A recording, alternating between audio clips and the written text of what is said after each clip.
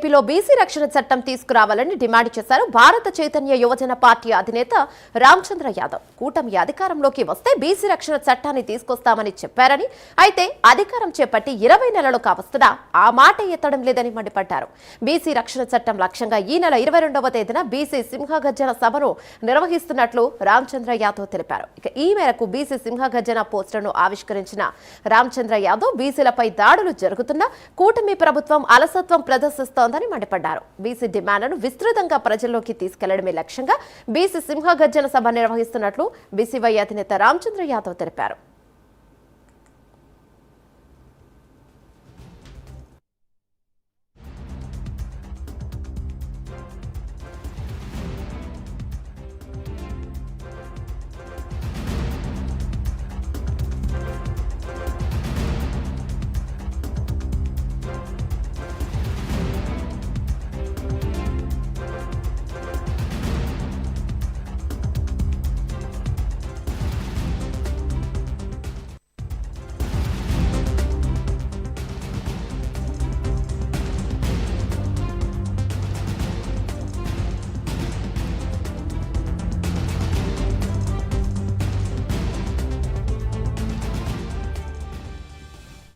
భారత చైతన్య యువజన పార్టీ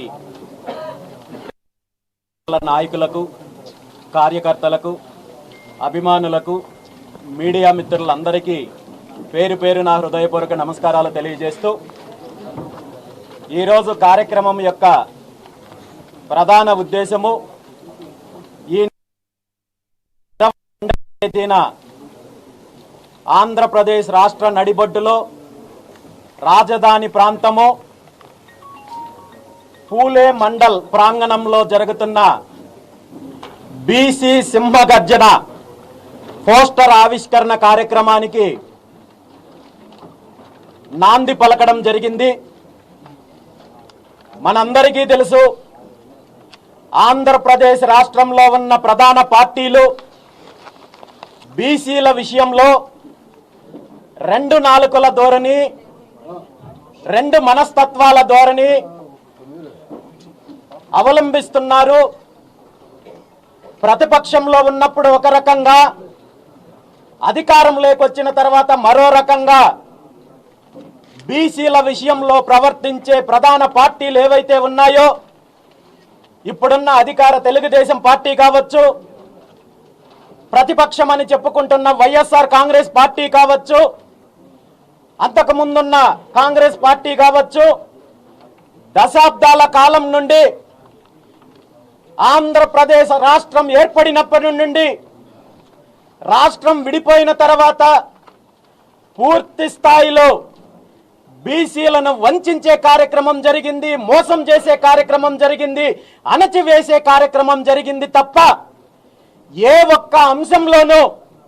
బీసీలకు వెన్నుదన్నగా నిలిచిన పాపాన పోలేదు అనేది ఈరోజు ఈ రాష్ట్రంలో ఉన్న 50% పైగా ఉన్న బీసీలు గుర్తించారనే విషయాన్ని ఈ సందర్భంగా తెలియజేస్తూ, బీసీల సమస్యలకు సంబంధించి వివిధ అంశాలపైన గత డిసెంబర్ నెల 11వ తేదీన ఈ రాష్ట్రంలో ఉన్న బీసీ సంఘాలు, బీసీ పెద్దలు, నాయకులతో కలిసి బీసీలకున్న ప్రధాన సమస్యలను అజెండాగా చేసుకొని బీసీ మహాసదస్సు ఏర్పాటు చేసి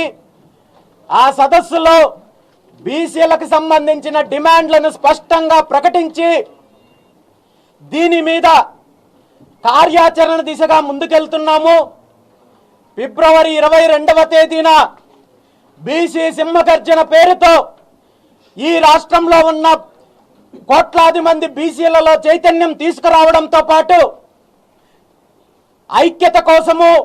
ఆత్మగౌరవం కోసము, అధికారం కోసము భారీ బహిరంగ సభ ఏర్పాటు చేస్తామని ప్రకటించిన తర్వాత బీసీల యొక్క న్యాయమైన సమస్యలపైన దృష్టి పెట్టడము,